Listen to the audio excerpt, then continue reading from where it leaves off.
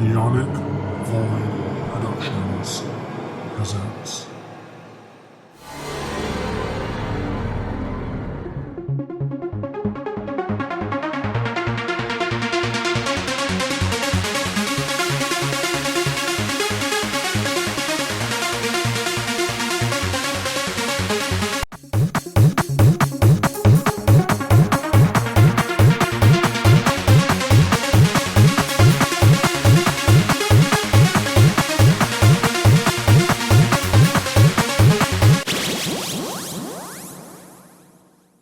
Hi, welcome to Book Watchers.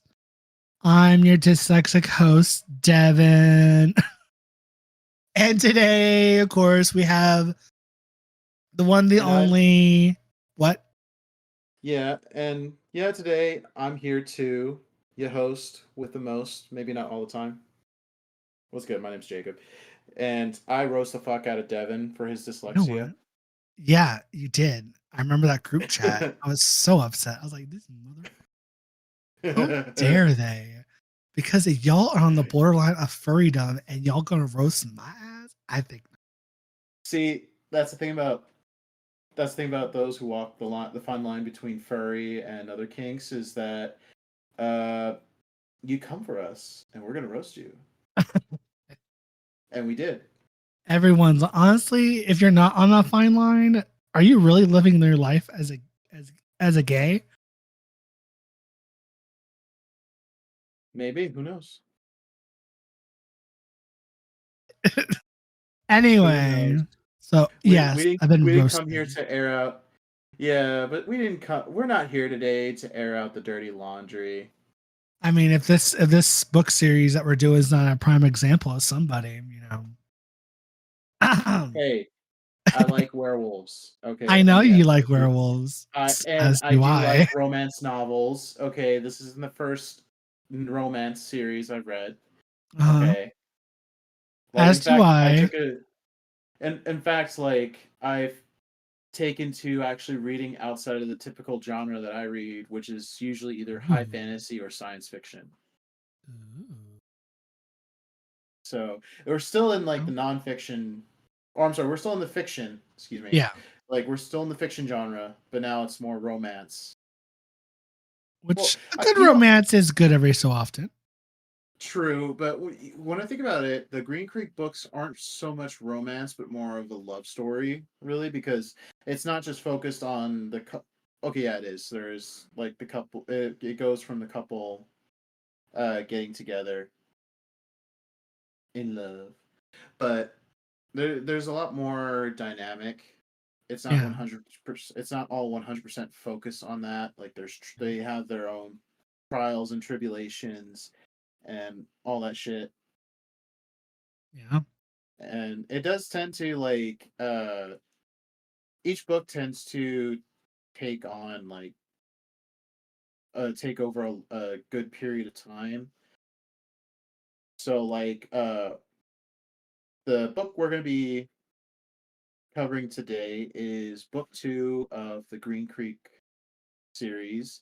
But We went over. before we do, in the description below, of course, we'll take you to the links to the YouTube channel if you want to go follow us on YouTube, or if you're listening to on any other podcasting site, please rate and follow us, or rate, follow, subscribe, whatever it may be.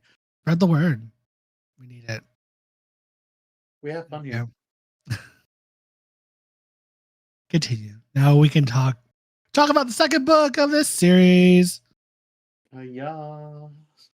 Yeah, so so thank you for throwing me off, Devin, and causing me to lose my train of thought. Oh, you're welcome. So so as we covered in the first book, Wolf Song was centered around the young couple of Joe Bennett and Oxnard Matheson. Uh, yeah. We're still going to be seeing these characters. In fact, well, they're still a big part of the story in the next, and not only in this book, but for the next 2 books after this, um, because the story is still centered around the Bennett pack. Uh, but this time, Ravensong is focused on the relationship and life story of the witch Gordo Livingstone, sorry, and Mark Bennett. Mark Bennett is he is the brother of Thomas Bennett, Joe Bennett's uncle, and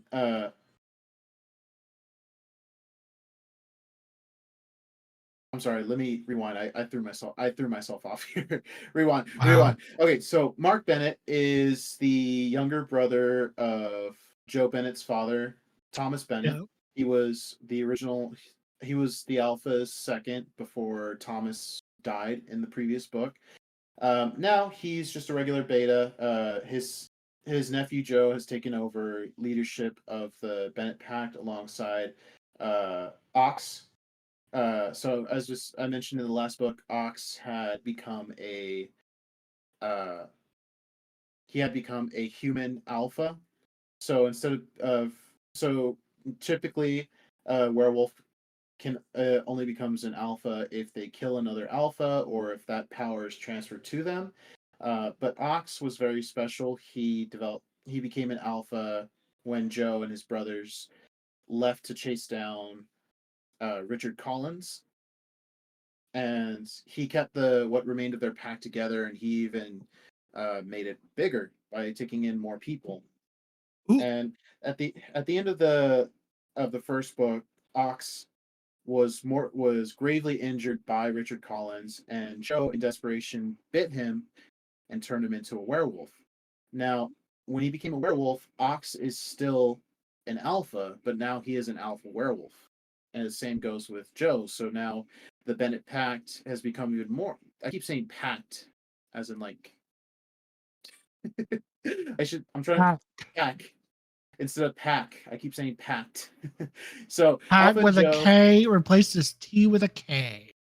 Yeah, I know. English, am I right? Uh huh. And so Ox and Joe now lead the Bennett pack together, uh, and which makes their whole family so much more abnormal to the rest of the werewolf community because there's usually only one alpha per pack, and now that the Bennett pack has two alphas, it's just very strange and unusual, and it's causing them to experience a lot of scrutiny. So now we have to deal with uh, things like betrayal, scrutiny, and the very complicated relationship between uh, Mark and Gordo. So, without further ado, let's go ahead and talk more about the story. So the story is it is written from the perspective of Gordo Livingstone. Like I said, he's a witch, and he at one point used to be the witch for the Bennett Pack. However, about 15 years ago, or like, however, when he was just a young kid, um, so I'm gonna rewind because I know this. I'm gonna go ahead and take a step back because I am getting ahead of myself and jumbling up. I need to take Ooh. better notes. So when Gordo was just about 12 years old, he him and his family, his dad and his mom, used to be a part of the Bennett Pack, who at the time was under the leadership of Joe's grandfather, Abel Bennett. Uh, there was a lot of problems that happened back in the day, uh, and it really all began with Gordo's father, the former witch of the Bennett Pack, um, Robert Livingstone. Now, Robert, his personality before shit happens can be described as he was definitely he had a very high opinion of himself, while the wolves saw him and his family as part of them, and the wolves believed that the Livingstone witches needed the Bennett Pact as much as the Bennett Pact needed the Livingstone witches. Uh, his father believed otherwise, that witches don't need wolves. The wolves are the ones that need them. And he always, even back then, he was constantly trying to teach Gordo not to like fall for any illusions of the werewolves. And we also see this strange dynamic between his mother and his father. Um, his mother was a human, and it was heavily implied that Robert was manipulating her. Now it wasn't very clear towards the beginning, but later on, as he recalls his early life, he begins to recognize the signs that his mother was being manipulated somehow. That his dad was using his magic to manipulate and screw around with his mom's memory. And it didn't help that, despite the fact that he's married, Robert ended up having an affair with another human woman. And this caused a lot more problems because, as I mentioned in the previous book, witches and werewolves need something to help anchor them and help them to remember who they are as humans, Uh-huh. to keep a hold of their humanity. Now with werewolves, it's their pack. Their pack is what holds them together and what helps them remember their humanity. But for witches, it's a little bit more complicated. Now, of course, their emotional tether uh, can also be a pack if the witch is a part of a pack, but it can also be just another regular person. For Gordo, he formed a tether with Ox in the first book. Excuse me. And that tether is still there even throughout the remainder of the books. Mm-hmm. Um, for Gordo's father, Robert had formed a tether with his mistress. Oh, And yep. So the thing is, though, he wasn't honest about it. He kept he kept his secrets. He lied to Gordo's mother. And the thing is, Gordo's mom began to become very paranoid and very there were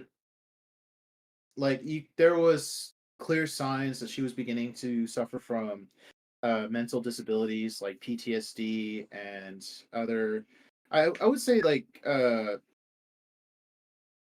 don't want to say like paranoia induced schizophrenia, but like I'm not a mental expert. But if you are a psychologist or someone who's an expert in mental disorders, if you read this book and you look at how he remembers his mom and how Gordo's mom would behave, you would probably be able to like clearly see that like she's clearly being manipulated, and she on some level knows this, and it's causing severe forms of like paranoia, so much to the point that mm-hmm. she begins to try to teach her son that not that he shouldn't trust magic or werewolves at all, and don't let them manipulate him in any way. It escalated to the point where she tried to kidnap is a strong word, but that's pretty much the only word I can use at this point, because she uh, tricks Gordo into uh, leaving with her. It was not so much as trick. She just tells him, "Hey, Gordo, come with me. We need to go somewhere real quick." And then she tries to uh, flee the town with him, but she ends up getting caught just before they leave the town. Um, the Bennett pack and his dad and Gordo's father all suspected something was off, and they stopped her. And it was a very convoluted mess. The wolves were clearly the wolves weren't at fault here per se, because they were just trying to protect Gordo. They see him as part of their family, and they Yeah. can clearly tell that his mom is not well. But Robert, is clearly manipulating her, because not long after this, when Gordo they go back their lives return they go back to their lives, Gordo notices that his mom is acting differently, and it's almost as if she can't really remember what's been going on. Huh. But eventually, around the time Gordo is about 12 years old, his mom finds out about uh, Robert's affair, Uh-huh. and because of everything that has been done to her and her paranoia, all of it, she just snaps, and she ends up murdering the mistress. Ooh. Yep. And because of this, uh, Robert, having lost his emotional tether, he himself snaps, because the tether is what anchors what will anchor a witch to their humanity. It helps them to remember who they are. And when that's taken away from you, it's like losing a part. It's like losing a limb. They are that deeply connected, and you can imagine how this affected Robert, because Robert snaps, and in a fit of rage, he not only murders Gordo's mother, but with his magic, he also levels an entire city block, killing over a dozen people. Jesus Christ. Yeah, and while of course the media and like local authorities just ruled it as a gasman explosion, uh, the Bennett pack knew it was something else entirely. So, with the help of witches from all around, they end up arresting Robert, and the other witches strip him of his magic, and they lock him away in a prison where he can't hurt anybody else ever again. Now the problem is here's where I think this is where I think the the Bennett pack the Bennett pack is the kind of the assholes about this, is they kept Gordo in the dark about it at first. They didn't tell him right away, but then Abel, Joe's grandfather, goes approaches Gordo and tells him what happens, and tells him that from now on he will be taking on the role of the pack witch. And of course he will be living with the Bennetts in their home, and he's still part of their family, and they do take really good care of him. But it's kind of fucked up, because he's a 12-year-old boy who has to shoulder the burden of being responsible for an entire pack. And then while he doesn't lead them, he, like, being a witch for a pack, it has a lot of responsibilities, and that's a lot of responsibility to put on a 12-year-old's shoulder. So Yeah. we can start seeing where Gordo's resentment begins to form, because they take him in, they give him so much responsibility, and all he wants to do is he wants to prove that he can do it, that he's useful, that he actually has value to the pack. And of course, they don't doubt it. No one ever questions that. Um, Gordo also begins to form a relationship with um, Abel's son, Mark. Uh, Mark recognizes early on that Gordo is his mate. And thing is, the thing about Gordo and Mark is that, yeah, they're not the same age. Mark is actually about 2 years older than Gordo, which is honestly way better than the age gap between Joe and Mark. But um, by the time they're 15, by the time Gordo is 15 and Mark is about 17, uh, Gordo starts to realize that they have something between them, and they begin to explore the relationship more or less tentatively. Because Gordo himself, he doesn't really know if that's what he wants, but Mark tries to be patient, and of course, he makes a promise to Gordo, and he gives Gordo his stone wolf. Now, if you remember from the previous episode with Wolf Song, when a werewolf is born, their alpha will have a stone wolf carved for that newborn werewolf, and this little wolf totem is very special because it is meant to be given as a gift to your future mate. And Joe gave Ox his little stone wolf when he was just 10 years old, and Mark gave Gordo his wolf. So it's almost it's a kind of like a proposal, but not a proposal, just more of like a promise, like an oath, like Yeah, you're the one you're the one, and a this promise wolf ring. is, yeah, exactly. And of course, like Gordo accepts it, the and we start to see like the like we see like the relationship as it was from an early age. Gordo While Gordo he at one point did love the Bennett pack, he still wanted some sense of normalcy, and he sought that not only in his human friends, who are characters that we do see who are regular characters throughout the entire series. These three goofballs named Chris, Tanner, and Rico, and those guys, along with Gordo, have been friends their most of their lives, and we also see Gordo begin his career as a mechanic as well. So aside from being the pack witch, he also seeks like a normal job, and he gets a job uh, at this shop, which would later become his own shop because the previous owner actually leaves it to him later. But we'll get to that. Um, you know, even though things were quiet for a few years, tragedy does strike the Bennett pack again when a group of hunters attack their home.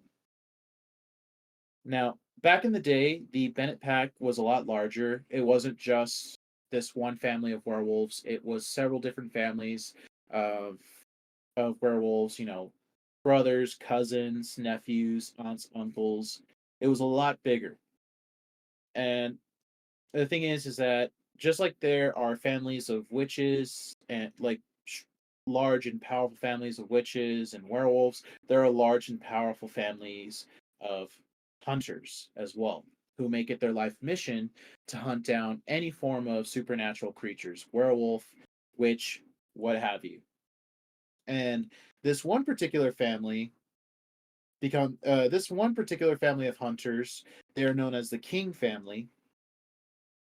They have uh, they have clashed with the Bennett pack for generations, and they end up launching a surprise attack against the Bennett family during a full moon.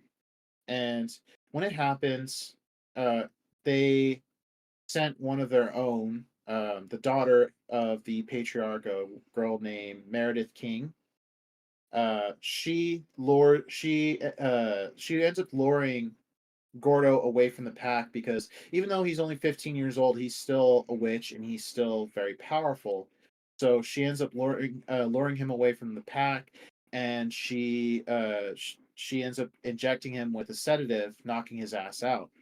While he was out, the Hunter clan attacks the pack and kills a huge portion of them. So uh, most of the families most of the individual werewolf families were killed off. The previous Abel Bennett, the former Alpha, was killed, and when he was killed, his title of Alpha gets passed on to his oldest son, Thomas Bennett, who is Joe's father. Uh, Thomas, even though he's still very young, he has already had his first son, Carter Bennett, and was on his way to having his second son, Kelly. But this is still well before Joe Bennett is born. Um, really, it's just all that was left of the Bennett pack after this attack was Thomas himself, his mate Elizabeth, his son Carter, and his uncle and his brother. I'm sorry, not uncle. His brother Mark. That was all that was left of the Bennett pack after the attack. And of course, Gordo. Yeah. After the attack, the Bennett pack did manage to slaughter and kill most uh, of the king hunters. Really, the only survivor on the hunter side was Meredith herself. Now, remember that name. Oh, She's gonna be a problem. She's not dead. But after the attack, uh, werewolf werewolves from other packs began to put pressure on Thomas and what's left of his family because the Bennett pack is known for being are known as royalty among werewolves in America because their alpha is also the alpha of alphas, so they are in charge of every pack. So Abel Bennett was the former alpha of alphas. He was in charge of all the packs all over the US, like a king. And when he died, that title got passed down to Thomas. And the thing is that despite the fact that Green Creek is the Bennett family's ancestral home that's been their territory for hundreds of years, there is another territory on uh, the other side of the country in Coswell, Maine. Uh, that one, that territory is considered like it's basically like the District of Columbia of the werewolf community. So that's like their capital. And while the Bennett family usually spends their time going back and forth between Caswell and Green Creek, the other wolves across the nation put pressure on Thomas to completely relocate back to Caswell because Caswell is more heavily defended, it's more secure, and there's little to no humans there. So there's less chance of there being another hunter attack if they were there. And Thomas, he's reluctant to leave his family home, but he does end up giving in to the pressure and decides to move his entire pack back across the states to Maine. There was one problem that he couldn't overcome, and that was the mistrust that the other werewolves had in his witch, Gordo Livingstone. hmm Now, so the reason why the other packs didn't trust Gordo was, first of all, he's still technically human. Witches are still technically human. And after this attack by the hunters, mistrust and bigotry was very high. So they didn't want to trust a human in Coswell, even though they do have witches there. But what really put the final nail in the coffin was the fact that Gordo is the son of Robert Livingstone, and because Robert lost his mind and went dark, the other wolves were concerned that maybe Robert had more of a hold on Gordo than they realized. And what the reason why they believe that is not only because since Gordo is his father's son, it also comes down to the fact that Gordo's magic is tied to his father because um, when he was just a little kid, we're talking like from the time he was 6 to the time he was about 10 or 12.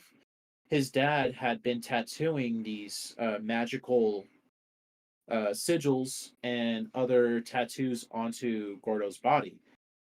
These tattoos act as a form of arcane focus for Gordo to help him to not only increase his magical potential, but also to help him focus his power. And the other werewolves believed that Robert still had some form of hold over his son through those tattoos. So they didn't want to risk bringing Gordo to their capital if, say, his dad somehow breaks free and uses Gordo as like some form of weapon. So Thomas made a, as like this was probably his biggest mistake, and it was probably his first mistake he made as an alpha. He made the decision to leave Gordo behind in Green Creek. And you have to remember, Gordo was only 15 years old when this happened. He has no one else, no other living relatives. His mother and father are dead, and the only people that he knows as his family are the Bennett pack. So imagine, what do you think is going how do you think a 15-year-old orphan is going to feel when the only family he knows practically abandons him? Very upset. I mean, kind of like he's just alone in this world. Exactly. Now, of course, so Thomas tries to tries to appease Gordo by telling him he's going to be left in good hands. He talked to one of the locals of Green Creek to take him in, and he assures him that Gordo will always be a part of the Bennett pack, but because of how uh, unstable things are right now, it's better and safer for Gordo to stay behind in Green Creek. And I can see the logic behind that, from an objective standpoint. I can see the logic behind that, and I can see that Thomas was just trying to protect Gordo, Yeah. but at the same time, he shouldn't have made that decision. He should have either put his foot down and taken Gordo with him and face whatever the future has to offer, or he should have found some other solution. Because, for starters, his own brother Mark was completely opposed to this. Gordo is his future, is his mate. But the problem is that since Mark is a beta, he can't really disobey the decision of his alpha, which also which also earns him the oh god, what is it? What's the word? It's starts with an R. What are I'm you going blank. trying to? What? He No, I'm sorry. There's a word I'm looking for, and it's on the tip of my tongue. Well, basically, so the thing is that when the Bennett pack decides to leave, Mark decides he decides to go with his family because since he is his brother's second in command, he can't really just leave. He can't really just stay behind, even though he really wants to because he loves Gordo. He wants to be with him, but he can't leave. He can't leave his pack. And the thing is, even though like sure, if he and Gordo had become bound to each other a lot sooner, if he stayed behind and bound himself to Gordo, he would be able to retain his humanity for the most part. But the thing is, when a werewolf is separated from their pack, they run the risk of becoming omegas, and omegas are feral. They've pretty much forgotten what it means to be a human, and they're Yeah. vicious. So that was the biggest risk Mark faced if he stayed behind with Gordo. And like I said, I can also see his point. Like, if he stayed behind, sure, he's going to be with Gordo, and maybe that would be enough to help him, like, keep his humanity and not lose his mind to his wolf. But at the same time, there's the risk that what if he just one day snaps and he could end up hurting the one person he cares about most in the world? But of course, teenage Gordo didn't see it that way. He just saw it as his family abandoning him. So after the Bennett pack leaves, they they very irregularly stay in contact with him, coming back here, and like Mark would come back here and there, maybe like every 6 months or so, to check up on Gordo to make sure he's okay and make sure that Green Creek and their territory is safe and sound. But over time, Gordo, his resentment for the Bennetts grows to the point where he completely cuts ties with them, and uh, because now that Gordo is getting older and his caretaker passes away, he's now completely on his own.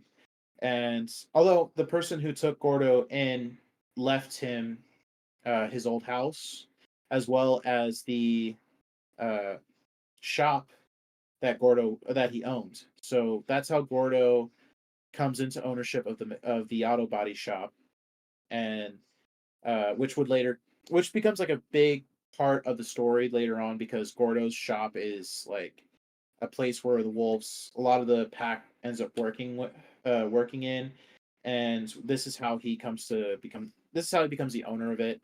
Um, but not long after this, since he's on his own, he's also exploring different relationships outside of Mark, and it's after one such one Ooh. night stand, uh, for it's pretty much what it was. Gordo basically tries to lose himself in like pointless relationships and one night stands. It's after one such nightly outing that Mark comes back to town, and comes to Gordo's house and finds Gordo, like, basically like morning walk of shame. You know what I mean? Oh. Next morning walk of shame, and being a werewolf, he can smell everything that Gordo had just did. So for poor Mark, he feels betrayed by this, and he also low key wants to murder the shit out of the person Gordo just slept with. But Gordo shuts that shit down and tells him that, hey, you're gone. You guys left me here. All right. And honestly, I don't care. I don't care whether or not you guys ever come back. Oh. You guys clearly don't care enough about me to didn't care enough about me to take me with you, and you left me all alone here. So I'm gonna live my life. And if you want, you can come. You can just come back. You can come here, because if you want a future with me, then stay here with me. Be with me. We're supposed to be mates, right? Then why not just stay with me? But like I said before, Mark faces the he's pretty much stuck between a rock and a hard place, because he's caught between what his heart wants and what he has to no choice but to do. It comes down to his family, his alpha, and then his true love, right? Yeah. And unfortunately, he still ends up choosing his pack, and he tries to explain to Gordo that he can't just leave them behind. He can't just leave. There, aside from abandoning his own family, there still runs the risk of him becoming an Omega if he leaves his pack. And well, Gordo doesn't like his answer, and uh, in his anger, Gordo gives Mark his wolf back, the little stone wolf, which is basically like giving the ring back. Oh. And of course, Mark is heartbroken by this and tries to plead with Gordo, please, like, we don't end it like this. But Gordo's like, nope, fuck you guys. I want nothing to do with you anymore. And that's pretty much the last time Gordo has any kind of contact with the Bennett pack. He sees them from time to time when they return to when he'll see Mark from time to time when he stops by Green Creek to check up on things, but he's made it very clear he doesn't want anything to do with them. And at this point, we of course fast forward to the events of Wolf's Song, and while Wolf's Song was from the perspective of Ox, we didn't get to see any like what exactly happened during the 3-year gap where Gordo was traveling with Joe and his brothers after the death of their father Thomas. But we do see some things how Gordo begins to rebuild his relationships with with the Bennett pack, um, and he's slowly starting to forgive the pack itself as a whole. And by the time he returns to Green Creek with Joe and his brothers, he's now a fully fledged member of their pack Yeah. once again. So he's taken on he retakes his role as the Bennett Pack Witch, but he still has a lot of anger towards Mark. And throughout the book, we see how they butt heads. Mark still wants to mend things with Gordo, but at the same time, Gordo has given him the middle finger plenty of times and told him to fuck off. So Mark himself tries to move on and even seeks out a relationship with another man.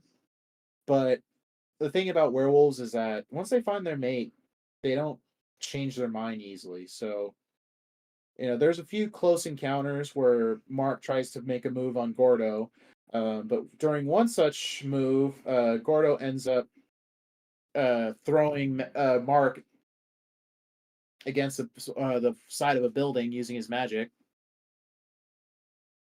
It's like, so if that's not a clear way of saying fuck off, I don't know what is. Right. But yeah, but things begin to we start seeing Gordo. He's slow like this like because he's lived most of his adult life being pissed at pretty much everything life, the Bennett pack. His default setting is grumpy. So he's a very spicy individual. I guess you could put it that if we were to put it a certain way. Yeah. And but we slowly begin to see that that gruff exterior begin to melt and fall away because he's starting to realize that he does feel something more for Mark. But he's just so stubborn and still angry that he doesn't quite get it. Now, the Bennett pack in this book begins to face an entirely new issue. Even though Richard Collins has been killed, they still they still face the threat of Gordo's father, Robert, who had already escaped his imprisonment in the last book.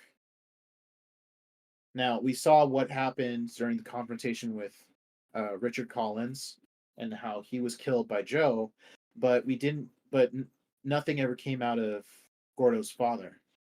So they know he's still out there. They just don't know what he's up to, or if he's going to attack Green Creek and the Bennetts again. Because Robert Livingstone has a vendetta against the Bennett pack. And we begin to see the culmination of Livingstone's plans against the Bennett pack because the pack begins to encounter more and more Omega werewolves. Like for some reason, the Omegas they flocked to Richard in the last book because they believed that he would become their new alpha and help them regain their humanity and by extension become more powerful. But that all failed when he was killed. And now Ox, for whatever reason, they are drawn to him. And while Ox and the pack have been trying to help these Omegas, the interim alpha of Caswell, a real bitch of a woman named Michelle Hughes. I'm sorry, I'm not going to spoil it for you guys, but I'm not going to spoil it for you guys just yet. But ooh, fuck that bitch. Oh, Fuck that bitch. All right, she was given the role of Alpha of all, as a temporary role, as like she's just a placeholder until Joe mans up and takes it for himself. Uh-huh. But right now, he is not ready for that. He's just trying to focus uh, on his pack and trying to bring his family back together and heal. But during one of his pack's encounter with an Omega Wolf, uh, his older brother Carter gets bitten by this wolf, and I'm sorry, not his older brother. His uncle Mark gets bitten by this wolf, and um, whenever they had to deal with any Omegas that trespass onto their territory, they of course meet the werewolf in their wolf forms. So while they're in their wolf form, the Omega ends up biting Mark, and then his older brother Carter, who whenever he's in his wolf form, he instinctively goes to his pack mates whenever they're hurt and licks their wounds like an actual wolf would. That's Ooh. typical behavior of wolves. Yeah. But see, that's where they fucked up because um, Ox and Joe have been trying to work with Michelle Hughes in helping the Omegas that have been flocking to Green Creek, but they learned that she hasn't been helping them at all. But she's actually been killing the Omegas that they send to her for help. Oh shit. Yeah, because even though a werewolf becomes an Omega, there's a chance that they can still become a beta wolf again if they are placed with another pack, if they're accepted into another pack and they have an alpha to look after them. Yeah. But Michelle Hughes, for whatever reason, it has been killing any Omega that they send her way for help.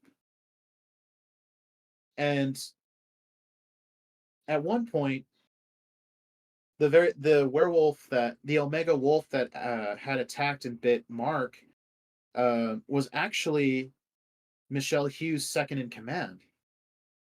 He was the point of contact for the Bennett pack with for on Michelle's on Alpha Hughes' behalf.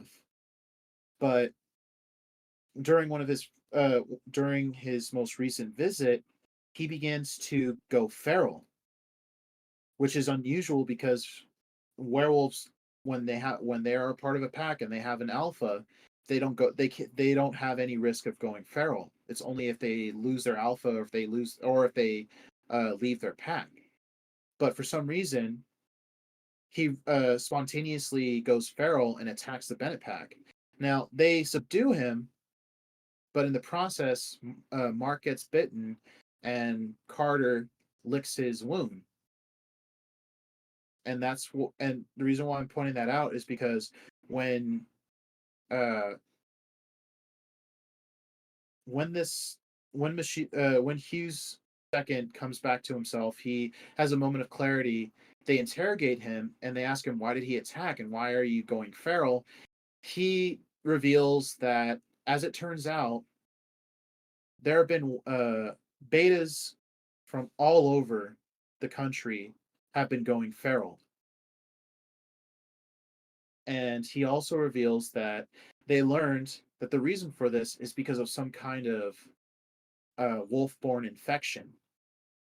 So, which is unusual because werewolves, they don't get sick. They can't get sick. But this is but he reveals that this is some form of magic that causes wolves to go completely feral, and it spreads through a bite. And guess who just got bitten? Oh. Yep. So Mark Bennett was bitten by uh his name was Papas, the Hughes' former second. When he went feral, he bit Mark, and the thing is, the infection also spreads through blood contamination. And since Carter licked Mark's wound, he also got infected.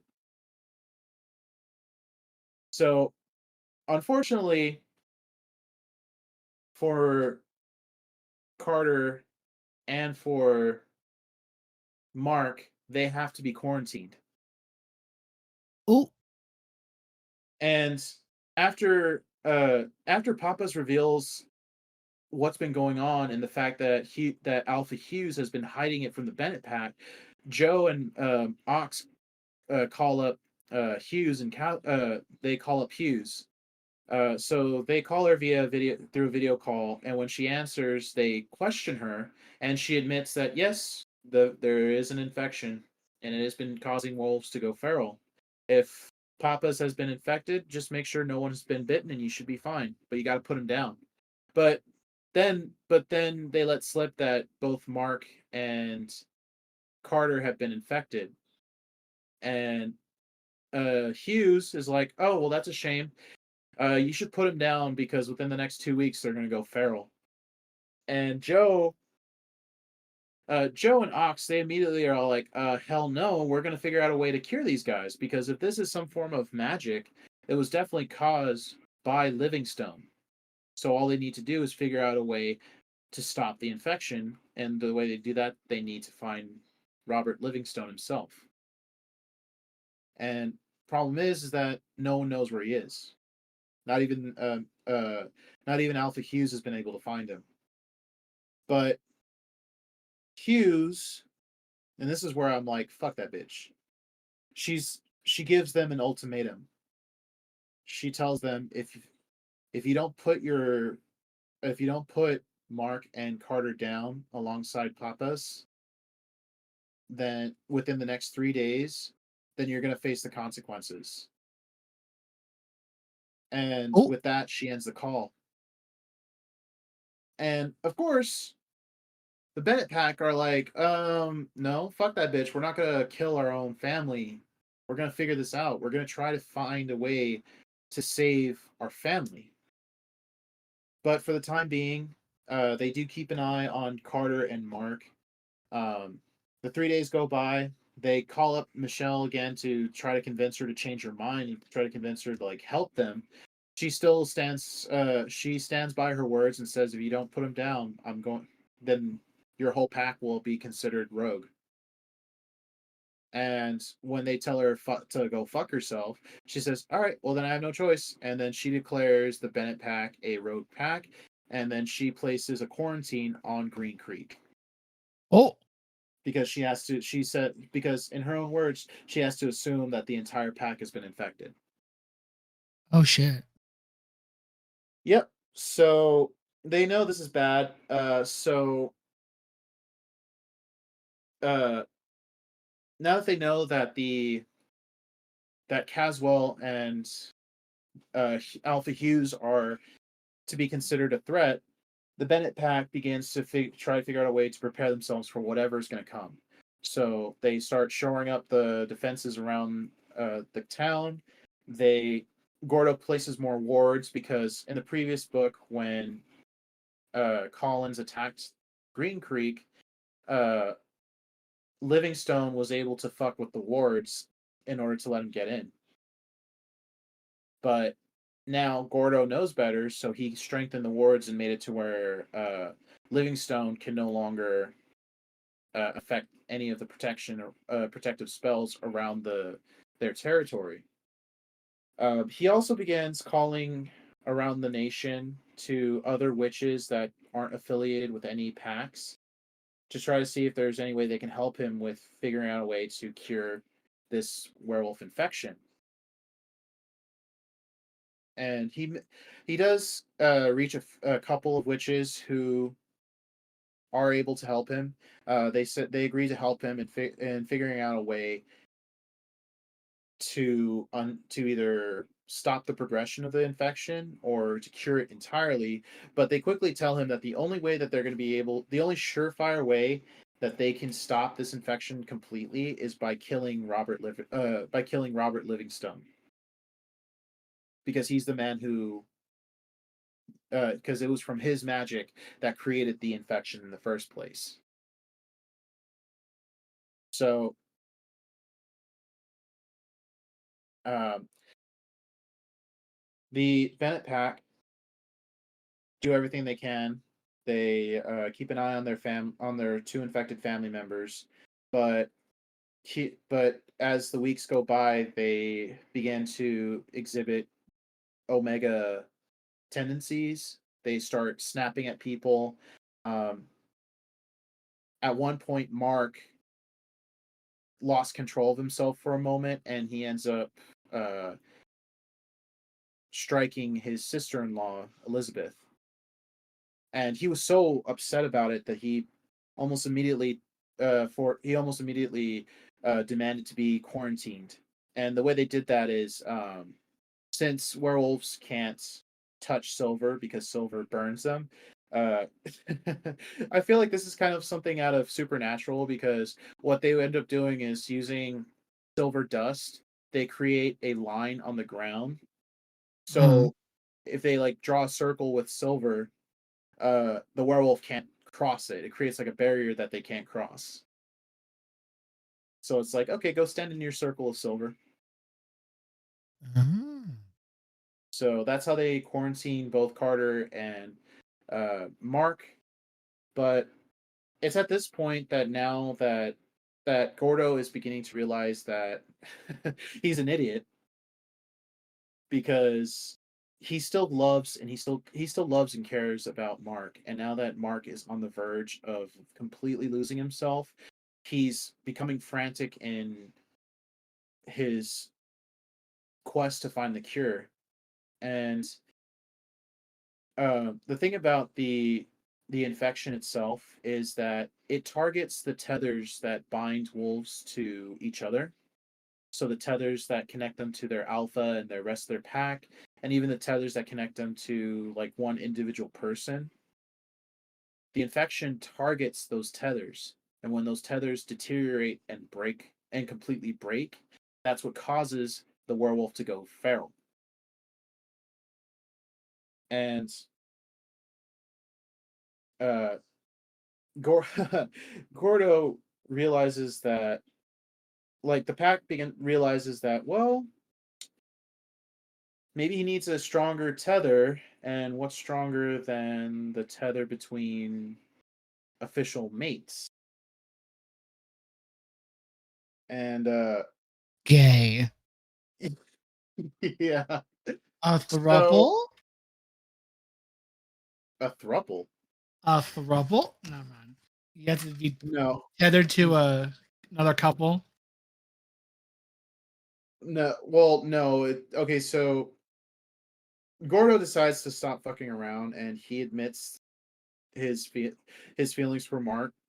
And uh, like I said before, I can't. Well, actually, I can't remember if I actually mentioned this in the last book, but the way that werewolves become officially mated with each other and create the mate bond Yeah. is it's through sex.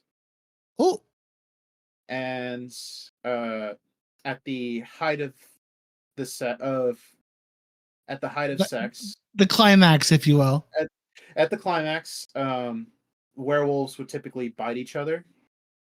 And usually when a werewolf uh gets bitten, or if they're hurt in any way, their body heals and they don't scar. But when they are bitten during the mating, it actually leaves a scar, and it's called the mating scar. Oh, And that creates the mating bond between werewolves.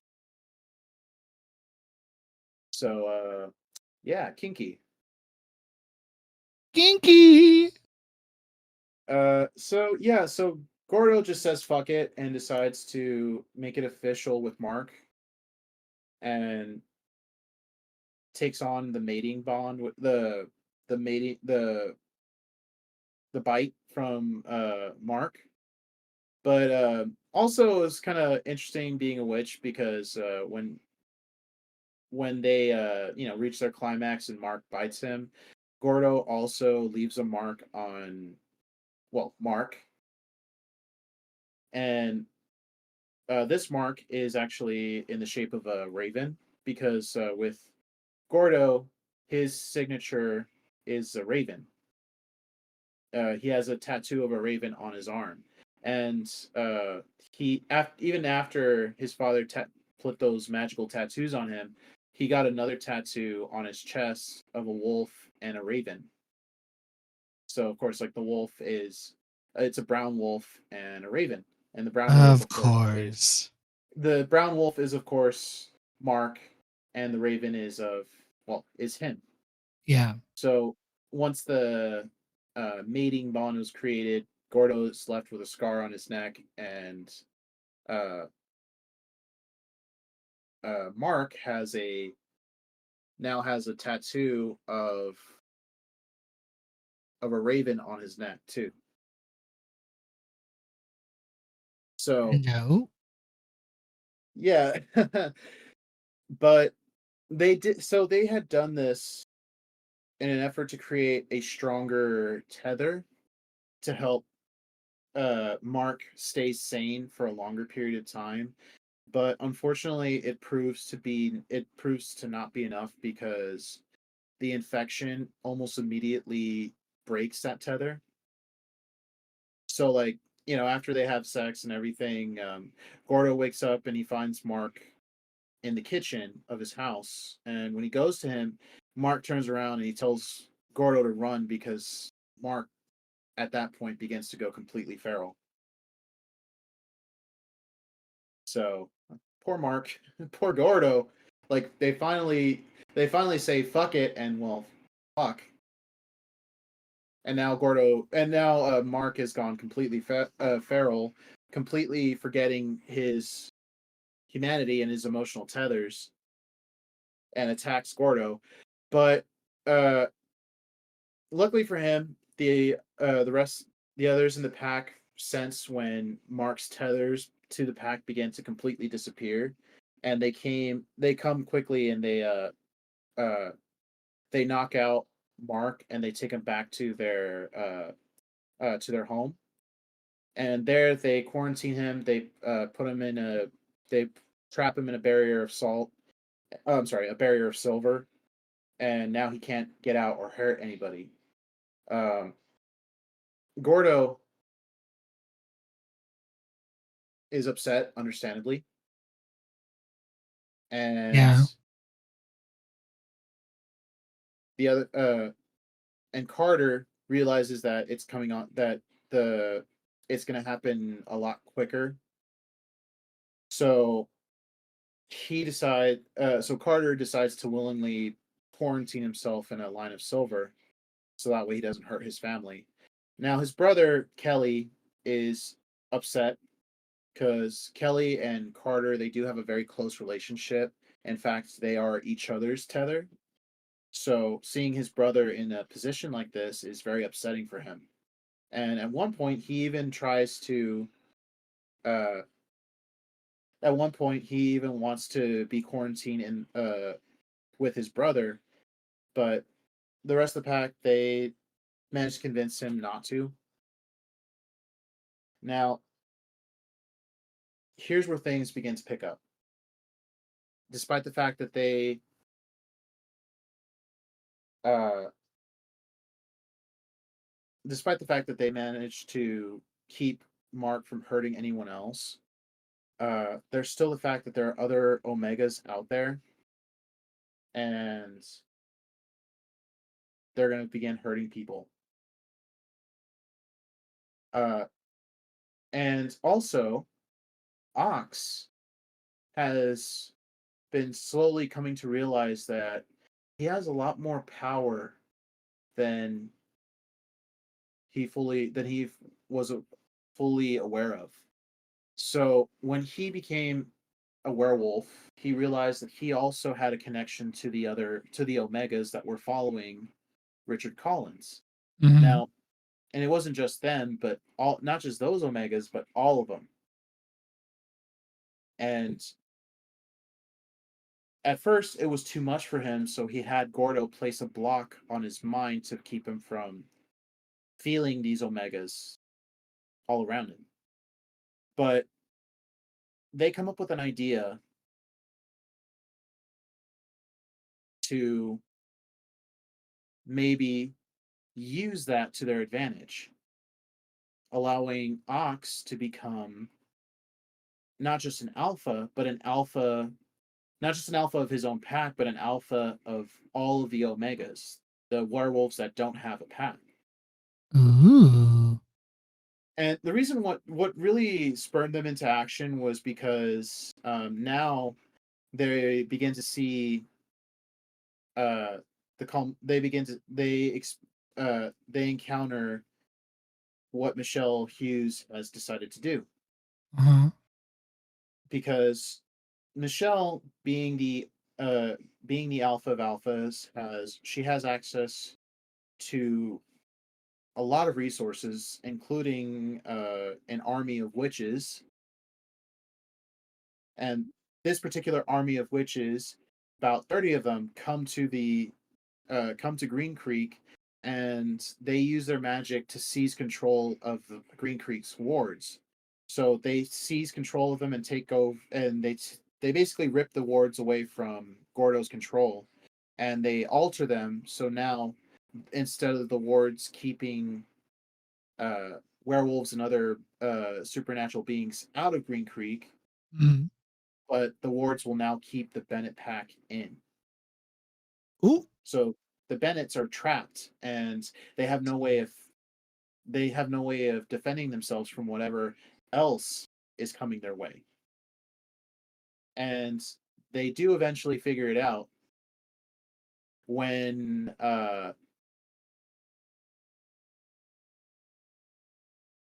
when the entire town is attacked by a large group of hunters. So, as it turns out, Michelle Hughes made a deal with the last surviving member of the King's hunter family, Meredith King. As if you remember, she was a part of the hunting party that attacked the Bennetts decades ago. Mhm. And now she's back with an even larger force of hunters, and they completely seize control of the city, of the town. Now, Green Creek isn't a big town. There's only like a couple hundred residents there. So it's a pretty small town. And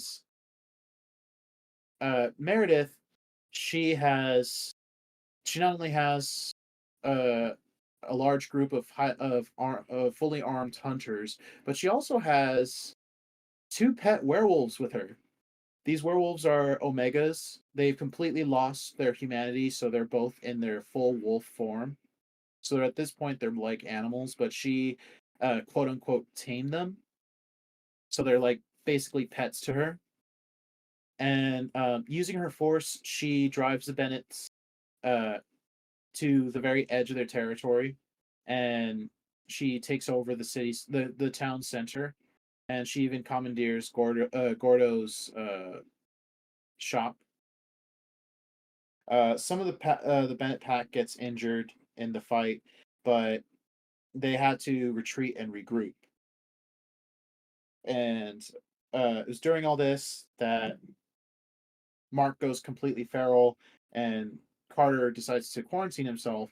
But in desperation, Ox decides to have Gordo remove that block on his mind, because now, since they're outnumbered and outgunned, they need to even the odds, and that's for Ox to fully embrace his role as the alpha of the Omegas. Yeah. Siri, shut the fuck up. Oh. Future Devin, cut that out. Oh. Call her out. But yeah, so when he does this, Ox immediately begins to feel his connection with the Omegas, not just the ones that are trapped uh in the city in Green Creek with them, but the ones that are outside of the wards, Yeah. and he immediately assumes control of them. So now Ox has complete control over all of the Omegas. And also, part of the reason why he decided to embrace this role is because he believed that since the infection turns werewolves into Omegas, he would be able to control them. and further prevent the spread of the infection. Because if he has control over the Omegas, he can stop them from attacking people, Uh-huh. from attacking other werewolves and spreading the infection. And it works. Carter, who was still more or less himself, he still retains his humanity more or less, and he's able to remain himself. Uh, but because Mark is further along than he was, Mark just simply reverts to his full wolf form, but he's now more or less in control of himself. And uh, with this, Ox and the others, they go to the barrier around Green Creek and confront the witches there. And it's there that Ox calls to the other Omegas that are outside of the wards, and they come running and they completely slaughter all the witches around the town Oh, that are. damn. Yep. And with that, Gordo is able to reassume control of the wards, and he's able to open them, allowing the werewolves, the Omegas, to come in. And with that, they launch a full scale attack against the hunters, and they managed to kill all the hunters except for Meredith. She she had strapped herself with a vest containing an explosive device, as well as cylinders filled with silver ball bearings.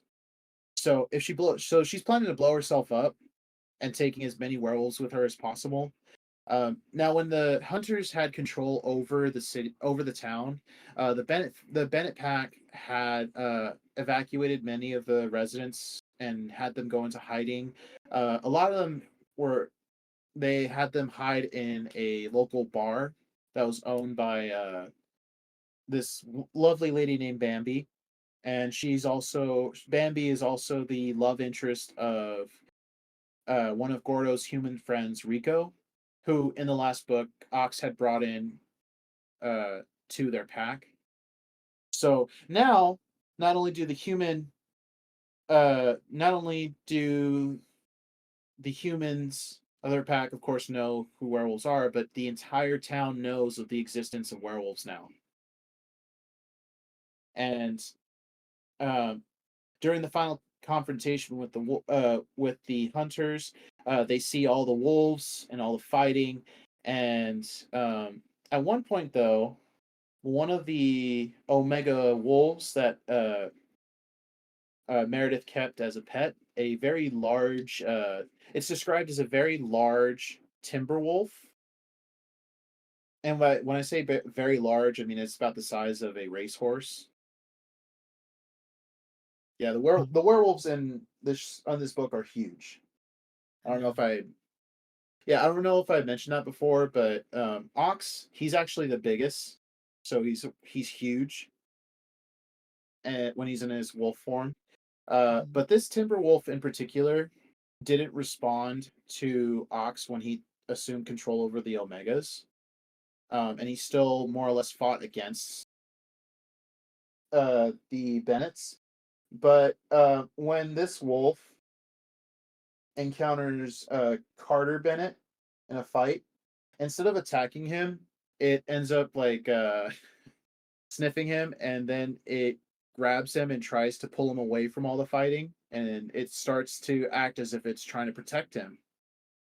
And this, let me tell you something. The dynamic between this Timberwolf and Carter Bennett is hilarious.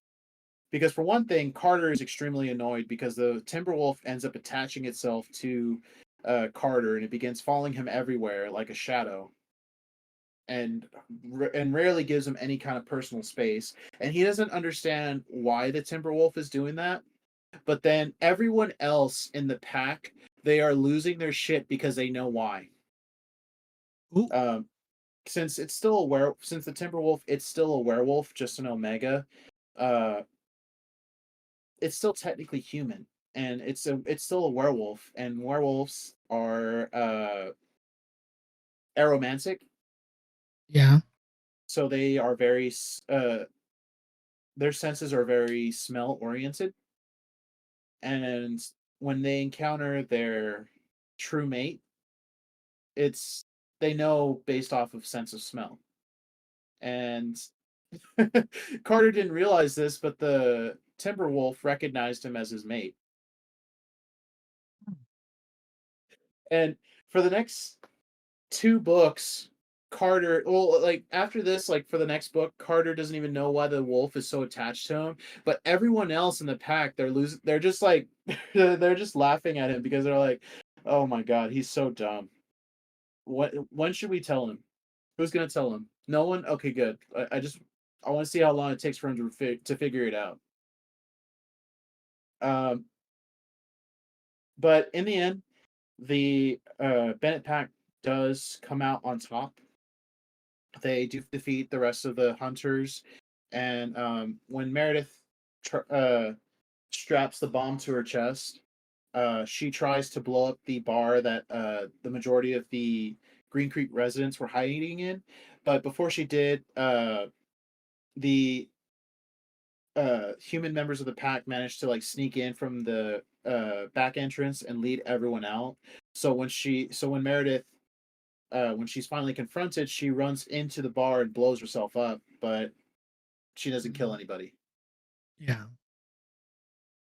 She just blows up an empty bar, which pisses off Bambi because that was her bar. Ooh. And this is pretty much at the end of the book.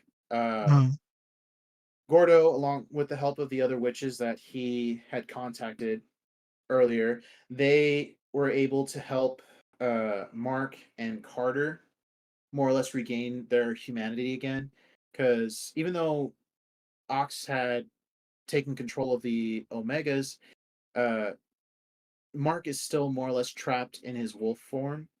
So, using the same technique that Gordo used to put a block in Ox's head, they create another mental block in Mark and Carter, which allows them to rein in their feral side and regain their humanity again, and as well as regain the tethers that bind them to the pack. It's a band aid. It's duct tape over a leaky pipe, but it works. Um, Now Gordo and Mark, they do end up Mark ends up moving in with Gordo, and they begin their relationship in full. And while it's not perfect, uh, it's a start. And also, I before I forget, earlier when the so Gordo is also dealing with his own uh, trauma at this point. Both Mark and Gordo are dealing with their own trauma. Mark, even though he has that mental block put in place to keep his feral side from taking over, he still yeah. has to deal with. It's basically like they locked a wolf on the other side of a door, and that wolf is constantly scratching at that door. And some days it's easier to ignore, but other days, very rarely, it's almost unbearable. So he has his ups and his downs. But Gordo is also facing his own up and downs because earlier when they went to confront the witches that were that had taken over the wards, one of them ran through the barrier and tried to attack Ox with a silver knife. And Gordo, he stepped in and defended Ox, but when he was trying to block the knife, the witch that attacked ended up cutting off his right hand. So Gordo lost his hand, Oh, and they weren't. Yeah, so he wasn't able, and they weren't even able to reconnect it either. You would think that witches would be able to, a bunch of witches with healing abilities would be able to reattach a severed hand. well, maybe. Mm, I mean, yes whatever. and no. Yeah, I guess, but either way, uh, now Gordo, even though they healed his hand, he's still missing it, and he has to adjust to having only one hand. Like Mark has his ups and his downs, Gordo has his ups and downs. There are days where he forgets that he's no longer has his hand, and he'll reach for something with that hand, and realize, oh, it's gone. So it's something that the two of them have to learn to live with, at least for now. Yeah. Uh, but now that they have each other, they're able to be there for each other. And honestly, like it's funny how the rest of the pack gives them a lot of shit for this because they're like, it's about damn time. You know, but the two of you are fawning over each other. You know, Mark more openly fawning over you. Gordo, you you hold on to that gruff exterior, and then when you think no one is looking, we see you giving Mark the googly eyes, the Uh-huh. Google love eyes. The Google love eyes, yeah. Uh-huh. And Mark and Gordo, of course, makes death threats to everybody, like, I will kill you all if you keep that up. But dude, when you get around to reading these books, man, like they're the dynamic, but with the Bennett pack, the family dynamic is hilarious. It's just so it's they're very close. They love each other, and the way they hang shit on each other is just amazing. I love it. Ooh. Like they're you've seen me, like I'll be you like we'll be hanging out and I'll be reading, and then you'll just see me like put my phone down, and I'm just like like I'm just like I can't. I'm Yeah, just you're having dying. a moment. I'm just like I'm having a moment here, like either I'm not okay because something went down in the book that just got me like, ah, fuck. And then there are other moments where I'm like, that's great. Yeah, pretty But much. Sounds about right. yeah, Too many but times. yeah, but other than that, we're pretty much at the end of the book. The book ends not from the perspective of Gordo, but from the perspective of Michelle Hughes. Yeah. Back over in Caswell, Maine, in the wolf compound, in the werewolf compound, Michelle Hughes has not heard anything the from the hunters that she Uh-huh. sent to Green Creek Uh-huh. to kill the Bennett family, which is fucked up because a werewolf made a deal with hunters to kill other werewolves, Yeah. and her her own pack witch, who had been the point of contact between her and the other witches, hasn't heard anything, and they can only assume that their plan failed. Uh-huh. But just as they're trying to figure out what to do next, her compound comes under attack, and guess who walks through her front door? Go. Robert Livingstone. Dun dun Or- Dun, dun. dun. The treachery. Livingstone, yeah, Livingstone easily overwhelms her wolves because he's now has access to some form of dark magic. We don't really know where he got his power from because apparently his magic had been stripped from him. But when at this point we don't know how he got his magic back, and we don't know who helped him escape because somebody helped him escape. But now Yeah. he's back and he's even more powerful than ever, and he makes a deal with Michelle Hughes. And the thing is, the deal was that Michelle would help him uh not take down the Bennett pack, but rather retrieve something that the Bennetts have that he wants. And what he wants is his son. Oh. Uh-oh. But he's not talking about Gordo. What? Yeah, so at the end of Ravensong, it is revealed uh Livingstone reveals that he has another son. And that son is currently with the Bennett pack. Who is it? Yep.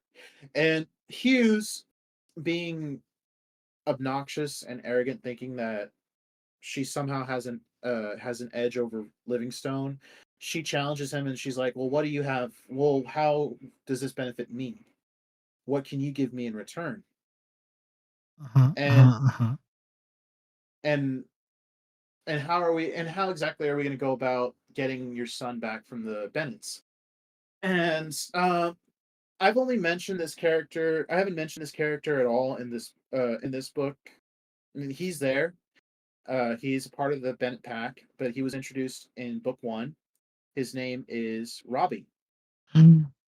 He was originally so in the previous book, Robbie was the point of contact for Alpha Hughes with the Bennett pack. But the thing about Robbie was is that he didn't really consider himself a part, like a full member of Alpha Hughes pack. He always bounced around from pack to pack, and when he came to Bennett pack, he realized he had something more here, and he became a full fledged member of the pack. And that's mainly because he found his own mate in the Bennett pack, and that was uh, the second son. That was the second Bennett son, Kelly Bennett. So Yay. very. So Kelly and I haven't really talked about it much, but there is a lot of foreshadowing. Kelly doesn't is kind of oblivious to Robbie at first, but Robbie begins to fawn over him and follow him all over the place. And throughout the second book, we see more of that, and it leads up to this is the hint of what's going to come in the next book, and that is the love story. The romance is going to be centered around Robbie and Kelly Bennett. And Livingstone tells Alpha Hughes that he makes her a deal. He tells her, I know Robbie was once a part of your pack, so work with me and I'll help you get him back. And we'll use him as a weapon and we'll also use him as a weapon against the Bennetts. It's a win-win. It'll help me get my son back. And that is where the book ends. Ooh, there's treachery afoot. There's treachery. Let me tell you, book 3 of I'm sorry, it's I'm drawing a blank on the name here. Book 3, Heartstone. Oh, I'm sorry, Heartsong. It's an emotional roller coaster. For me at least. Oh, Because by this point, we've already established you've already like Robbie has been a part of the pack for some time now. And you know, if you're like me and I mean, this happens to anyone. When you read a book, you do tend to form an emotional bond with the characters in the book. And by book 3, you've already formed a bond with Robbie because he's a part of the whole story. And the build up to his relationship with Kelly is there. And you're just like, "Oh, I can't wait to see how they come together. I can't wait to see this," right? Well, then you get to Heart Song and suddenly you're like, "No. No, oh, you got me fucked up. They wouldn't. They didn't. Oh, they did. they did. Oh, but it's worth it in the end. I won't go any further than that. You'll just have to wait until next week when we review book 3 of the Green Creek series of Heart Song. Yes. So, thank you guys for tuning in. Yep. Like, for those of you who are expecting the typical movie reviews, we're like we've been doing, we are stepping away from that, especially with this series because there's no movie adaptation for Wolf Song or its other sequels. Um, Honestly, I'm not sure how I'd feel about it I, because I someone think had the I think like HBO Max or Max, if anybody should be doing it, so they can just do it as like um so it can be as much as the book is, because it's a little more. I would say this book's What would you say? This book is not for. It's obviously a little more adult. It is definitely more adult because there are sexually explicit scenes, and aside from the sex, um, it also goes into the fact that the thing about werewolves is that it comes down to nudity as well, because nudity is a very common thing when it comes to werewolves. Because when a werewolf turns from their human form to their wolf form, especially wolves the size of horses, it's not going to be, their clothes aren't going to survive. Man, you're So gonna see a man's ass and a peen. you're gonna see ass, tits, and peens all over the place. All right, and it's very common throughout the book. And the one thing I love about it though is that uh, like a lot of the characters, they joke about it all the time, and they joke about it all the time, like when Gordo's human friends are brought into the pack and they learn about werewolves, they themselves see the wolf members of the pack, naked multiple times, especially during the full moon when they're about to turn into their wolf. When the moon compels them to turn into a wolf, they see their pack mates naked more often, and they make those jokes about it. And it's like I've seen way too many of my closest friends naked now. Thanks for that. And it's hilarious. They make light of it, and the thing is that it addresses the fact that, a lot of people tend to see nudity as a sexual thing, but with werewolves it's not. It's actually completely natural, and it's very common. All right, of course they have the common sense to wear clothes when in public, and not go strutting in the middle of town buck ass nude. Although that does happen a few times in this book, especially when the hunters attack, and some of the pack members, when they turn back into their human forms, and oh yeah, naked ox. Yeah. Yeah, rock Dude, out with your cock out. rock out with your cock out. But yeah, so definitely, if this series is ever adapted into some form of live action series, I think HBO Max would be better. If not them, maybe Prime, Prime. because Prime does they tend to make a lot of like decent adult themed shows. Yeah. Though personally, I think it would be better off with Max, because I Yeah. can see it. But um, someone had the audacity to call this book the Twilight of Werewolves, Oh, and I'm like, how dare you, sir? oh, How, damn. like how dare you? I'm offended Okay, by that statement.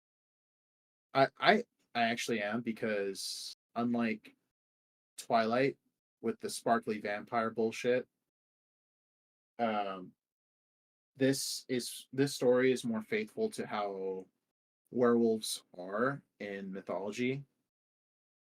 Because, of course, like, most of the werewolves we see in this book are purebred werewolves, which meaning that they were born werewolves. Yeah. But then it also just the fact that where humans can be turned into a werewolf, but it's only if an alpha werewolf bites you.